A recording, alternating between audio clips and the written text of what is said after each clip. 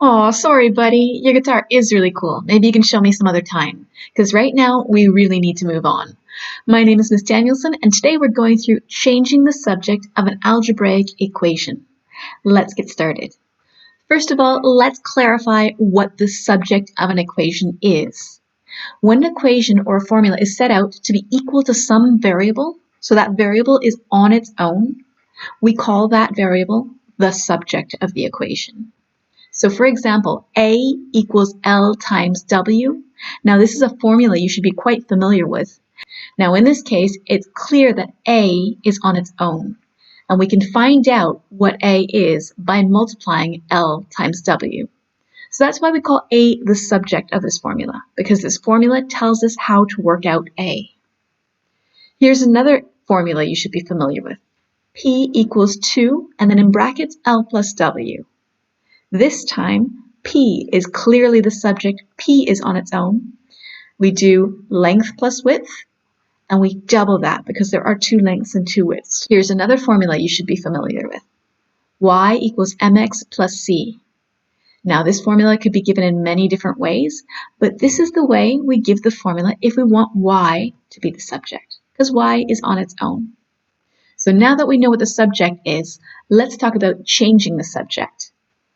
Changing the subject, or rearranging an equation, means to reverse all the operations that are acting on the subject variable in order to get that variable on its own. For example 1, we were given the formula with A as a subject, but I want to rearrange that so that W is the subject, so that W is on its own. You should remember function machines from our lesson on setting up simple expressions.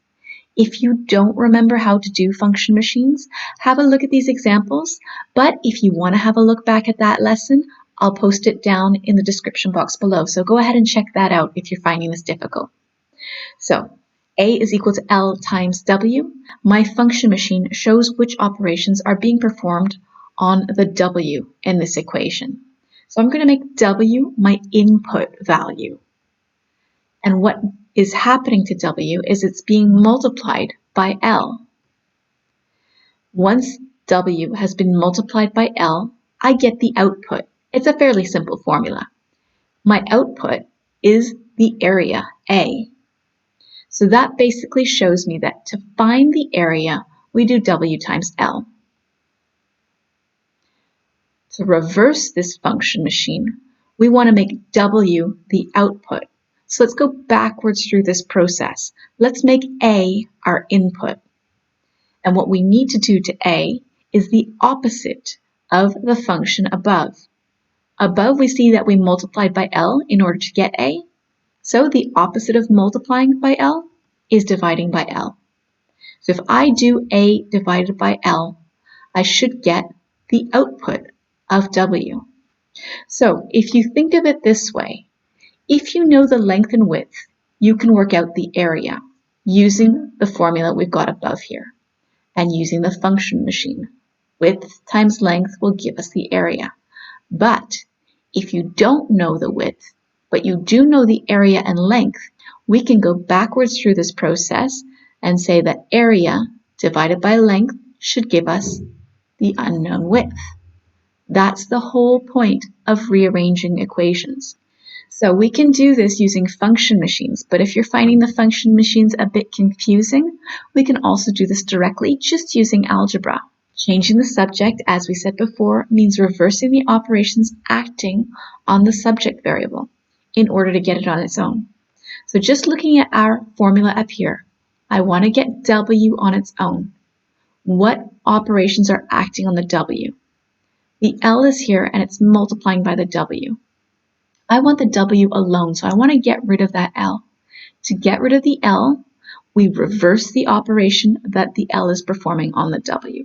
It's multiplying, so the opposite of multiply is divide. I've taken my L from the right side of the equation to the other side of the equation, and I've divided the variable that was already there by L. Make sure you get the order correct. The order of the division is very important. The A was there first, so the A is being divided by the L. We see that in our function machine as well. A was our input value, We are dividing A by L, so that's A over L, not L over A. So that's why W is equal to A over L. Let's try another example. Example 2 will be a little bit more challenging because there's more than one operation acting on the L this time, because L is a letter that we've been told to get as the subject. So let's make L the input value, and let's think about what is happening to L here, and the order is important. Notice the bracket. We always work out the calculation inside the bracket first. So L is adding with W. That gives us L plus W. Now we get the answer L plus W, and inside the brackets, what's the 2 outside the bracket doing to the bracket? If it's directly in front of the bracket with no plus or minus or multiply or divide sign, it is multiplying. So next we are going to multiply by 2. That gives us 2 times, and in brackets, our answer of L plus W. And that's how we get our output of P. Now, if we want to reverse this process, let's make L the output value. So the input is the P, and going backwards through this process, the opposite of multiplying by 2 is dividing by 2. Then the opposite of adding W is subtracting W. And that should take us backwards through the process, bringing us back to L. Let's look at that algebraically, because I know function machines can be tricky. It is something that you should learn because it does show up on checkpoint exams, but also could help with getting your ideas right about order of operations. So algebraically, we could say, what is happening to L? Let's undo it. First, L is being added with the W, and then that answer is getting doubled. So first, let's get rid of the 2. The last thing that happened is the first thing that we get rid of. Working backwards, let's divide by the 2 first. So taking that 2, which was in front of this bracket here, so multiplying by the bracket, to the other side, the opposite of multiply is divide, and it's P divided by 2. Because the P was there first, the order is important. Have a look down at our function machine as well. P, opposite of multiply, is divide by 2. That'll give me P over 2, P divided by 2. Next, looking at my equation here, I want L completely on its own, so I need to get rid of this W that's adding to it. The opposite of add is subtract, so I'll take the W to the other side. Be careful about the order here. P over 2 is already there, so it's P over 2 minus the W, not W minus P over 2. Order is important. Now L is on its own, so I could say that L is worked out by doing P over 2 minus W. Showing that on our function machine here as well. First I did P divided by 2, which gave me P over 2. Then I subtract the W, gives me P over 2 minus the W. And my output L must therefore be equal to P over 2 minus W. You can write L as a subject either like this or like this. A lot of people prefer to have their subject on the left side and then the expression on the right side, but it really doesn't matter so long as your subject is completely on its own. Our big reminder that I keep saying that the order of operation is important. You're going to want to write this down. We always perform order of operations using the BEDMAS order of operations. You don't need to be reminded or told in a question to use BEDMAS order of operations. We always use BEDMAS order. So that explains why when we reverse the operation, so backwards through the process, we use reverse BEDMAS order. I'll show you the last 2 examples to show you how we do that without needing the function machines. So for example 3, I want to get X as the subject. Think about what is happening to X and we'll reverse that in the opposite order. So X first is being multiplied by the M.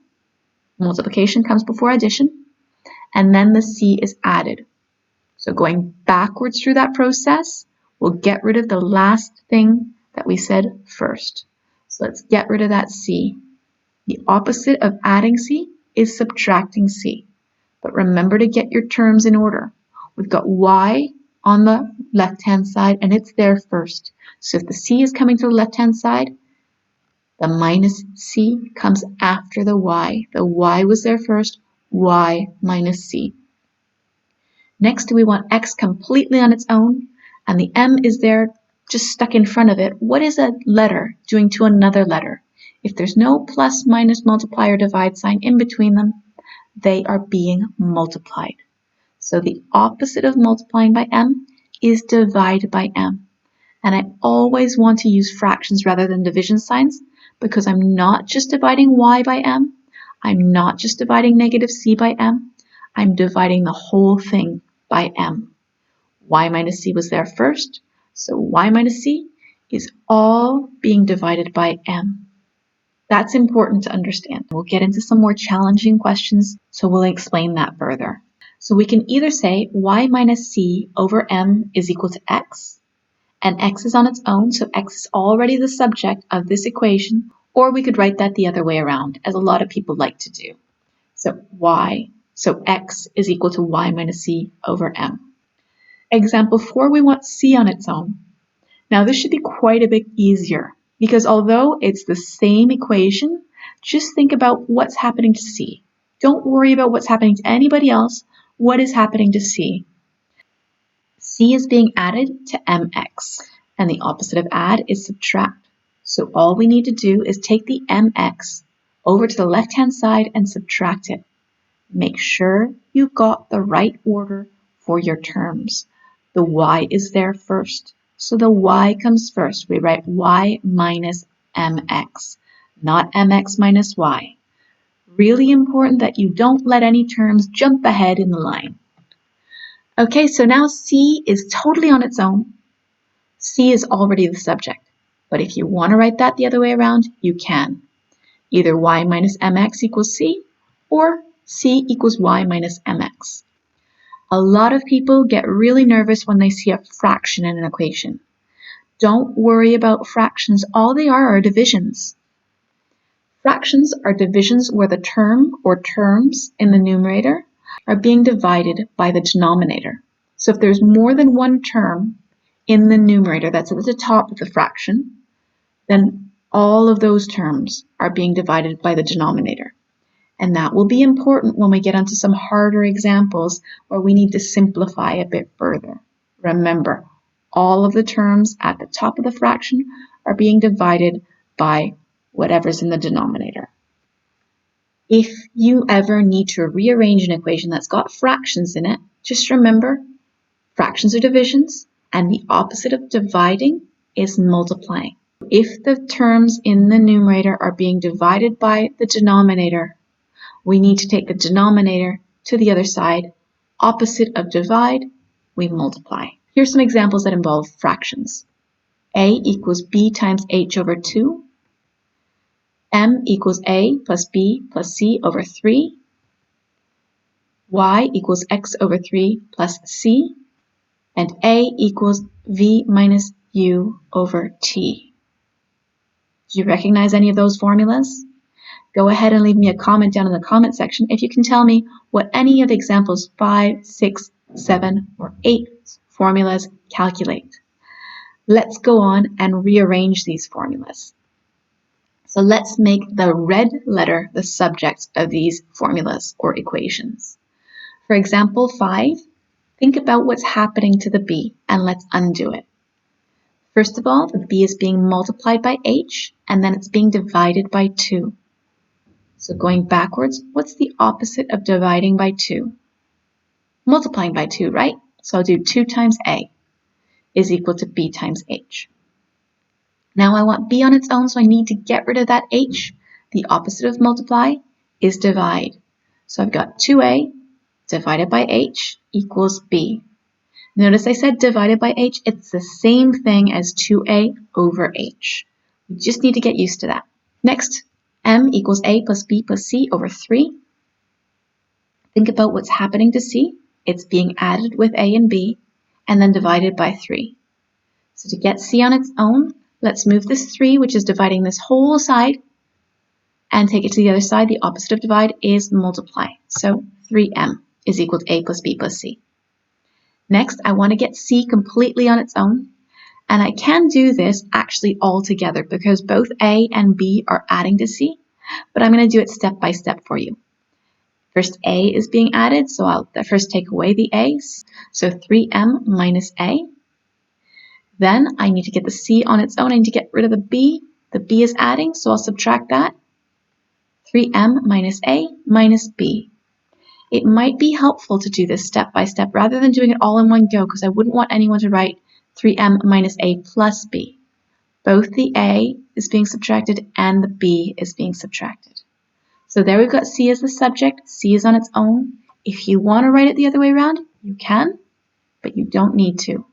The important thing is that you've got c on its own and you've got all the correct terms with their correct sign. The 3m is the positive term, both a and b are negative terms. Next, example 7, what's happening to the x here? X is in a fraction over 3. That means x is being divided by 3. And then c is added on. So I want to rearrange this to get x on its own. We'll get rid of the last operation that's operating on it. Opposite of adding c, we'll subtract c. So y was there first, and I'm minusing c from it, is equal to x over 3. That has not changed from above. I've just moved the c across. Next, the opposite of dividing by 3, as we know, is to multiply. So I'm going to do y minus c times 3. But I'm multiplying the whole expression on the other side by 3, so I'm going to use brackets for that. 3 times, in brackets, y minus c. And now x is on its own. So x is the subject. I don't need to take it any further than that. However, I know some of you will want to write that the other way around, so you can write that as x equals 3 bracket y minus c. It's exactly the same as the equation above, just written with the x on the left-hand side. Finally, example 8 may look a bit confusing because look, our subject is down here in the denominator. How are we going to undo that? If your subject is stuck in the denominator of a fraction, just multiply it out of there. Remember, this fraction means that v minus u is being divided by t. The opposite of divide is multiply. So take your t to the other side and multiply. Look, no more fraction. Now to get the t on its own, I need to get rid of the a. The a is multiplying to the t. Two letters together mean multiply. So the opposite of multiply is divide. T is equal to v minus u. All of that needs to be divided by a. So don't use a division sign, use a fraction to show that it's clearly all over a. T equals v minus u over a. Big reminders, as we've been saying, fractions are divisions. You should write that down. The opposite of dividing is multiply. You should definitely know that, but write that down along with the fact that when you see a fraction, you should be multiplying. We can eliminate the need for fractions in an equation by multiplying the denominator across to the other side of the equation. If you can remember these 3 points, they'll be really helpful in all sorts of algebraic situations all throughout GCSE and A-level. So please write those down. I hope you've understood and copied all of these examples because it's your turn to get your practice now. Let's first go through the questions, and then I'll give you some time to pause, work through your answers, showing you're working, and then we'll take the answers up. Questions 1 through 4 shouldn't be too difficult so long as you remember BEDMAS order of operations. Note that questions 3 and 4 also involve brackets. Expressions inside the brackets get worked out first. Questions 5, 6, 7, and 8. Some of these are really quite challenging. We've got some powers here. You need to remember that the opposite of squaring is square rooting, but be careful not to overcomplicate things. In which of these questions do you actually need to undo a square? That's the only time you will actually need to square root. Also remember that if you've got more than one term in the numerator of a fraction, all of those terms are being divided by the denominator. That should be helpful here. If you get stuck, just do your best and we'll have a look at it together. Questions 9, 10, 11, and 12, these all have fractions in them, but they shouldn't be too difficult if you can just remember fractions are just divisions. The opposite of divide is multiply. Now go ahead and hit pause now. Give that a go. Make sure you show you're working. There's no sense in having a book full of answers with no idea of how you got them. So go ahead and work that out and hit play when you're ready to take up the answers. I hope you've had a chance to hit pause, because here come your answers. For question 1, I want to get p on its own. First, I'll add the m across, then I'll divide by 3. Now p is on its own. You could have written it the other way around if you like, but I'm happy to leave it like this. Question 2, first I subtract the s, then I divide by 5. T is on its own now. I don't need to do anything else. Question 3, note the G is outside the brackets, so I'm going to first move the G, divide by G, then I'll move the 3, subtract 3, and now I is on its own. I don't need to do anything else. I is the subject. Question 4, getting E on its own should actually be quite easy. Opposite of multiply, divide, and it's done. E is on its own. Question 5, getting D on its own. We didn't need to square root in this question at all. If you square rooted, maybe you want to hit pause now, have a look at what you've done, and hit play when you're ready to take this up. What we do need to do is first move the b across, so a minus b, then move the c squared across. It's multiplying to d, so we'll divide by it, and d is on its own. No need to square root. Question 6, first I'll move the 2 across. It was multiply, now I divide. Next, move the d across. It was subtract, so I'll add. Next, move the a across. It was multiply, so I'll divide. And this is where it's important to know that all of the terms at the top of the fraction are being divided by the a. So we could write this in a much nicer way than having a fraction over a fraction. This would not be acceptable on an exam. So this is the same thing as b over 2 divided by a. That's b over 2a. And d divided by a is just d over a. That's still equal to c squared, however, and I need to get c completely on its own. So the opposite of square, square root. Square root the whole thing and make sure your square root sign is nice and big and it's obvious that it covers both of those fractions. Question 7, first I'll subtract the h and then divide by the negative 3. Now you can leave it like this, but often we like to simplify this a bit further. Although I don't know what g divided by negative 3 is, I do know that positive divided by negative will make it negative g divided by positive 3, and negative h divided by negative 3 will become positive h over 3. And a lot of people don't like to write a negative term as the first term of their numerator, so they might write it like this. The h is positive, the g is negative, both terms are being divided by 3. Either one of these two last answers would be fine. In fact, even the last 3, because I is on its own, we've got I as the subject. Next, to get q on its own, first I'll move the 3s. It is positive. Be careful here. It's the q that's negative.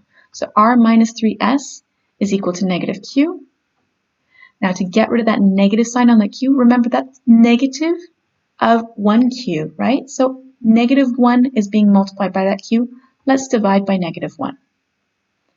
R divided by negative 1 would be negative r, and negative 3s divided by negative 1, and negative divided by a negative would be positive 3s.